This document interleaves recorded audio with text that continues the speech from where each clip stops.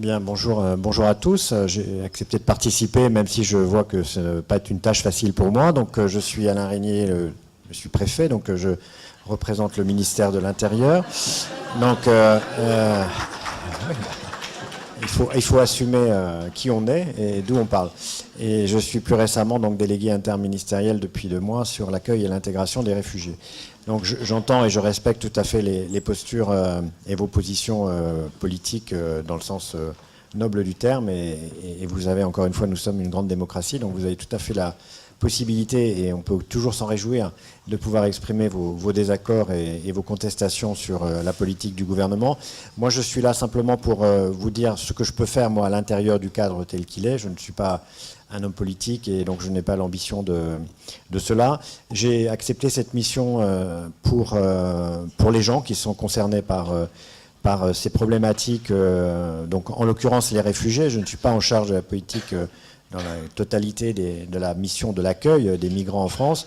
Je suis responsable, j'ai obtenu qu'on rajoute le mot accueil dans mon libellé de délégation, accueil et intégration des réfugiés, donc ce qui représente à peu près 230 000 personnes, qui est un chiffre qui n'est pas figé, puisque un certain nombre de ces réfugiés sollicitent et deviennent français, donc c'est un chiffre qui est en permanence en train de bouger, et la moitié de ce public est présent depuis 3 ans, c'est-à-dire qu'on a une augmentation significative du nombre de réfugiés et de personnes protégées en France, qui sera sans aucun doute durable.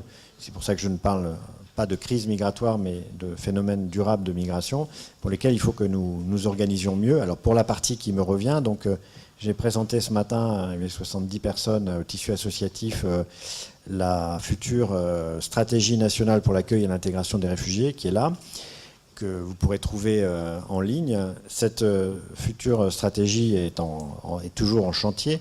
Elle a une dimension santé importante, construite avec le ministère de la Santé. J'espère, en tous les cas, moi, de mon point de vue, essayer d'apporter encore une fois dans une double perspective, améliorer la vie des réfugiés très concrètement dans notre pays, et également travailler avec vous au travers d'un outil assez original, je l'espère, qui s'appellerait le Lab, qui va réunir des savoirs académiques et des praticiens et des décideurs que nous essayons aussi de transformer, puisque tout à l'heure quelqu'un parlait de la bataille de l'opinion. Et cette bataille de l'opinion ne pourrait être gagnée que si nous étions en capacité de promouvoir et d'objectiver davantage les réussites des politiques d'intégration, ce que ne croit pas pour l'instant une partie importante de la population française. Sur la dimension santé, beaucoup de choses ont été dites. Je suis arrivé malheureusement un peu tard, je m'en excuse. Je crois qu'il est extrêmement important de mettre en perspective l'ensemble du sujet, avec aussi d'autres populations qui sont elles-mêmes en situation de difficulté d'accès au droit à la santé. J'ai remis à Agnès Buzyn, avec Christine Lacombe, la directrice générale du SAMU social de Paris, le 15 mars, un rapport d'un groupe de travail dans le cadre de la future stratégie nationale pauvreté qui s'intitule « Pour un accompagnement social renforcé des personnes en situation de grande exclusion ». Vous pourrez là aussi trouver ce document en ligne. Nous avons travaillé avec un certain nombre d'entre vous à faire des propositions pour favoriser d'une manière générale la question de l'accès et de la qualité de vie et des problèmes sanitaires des personnes.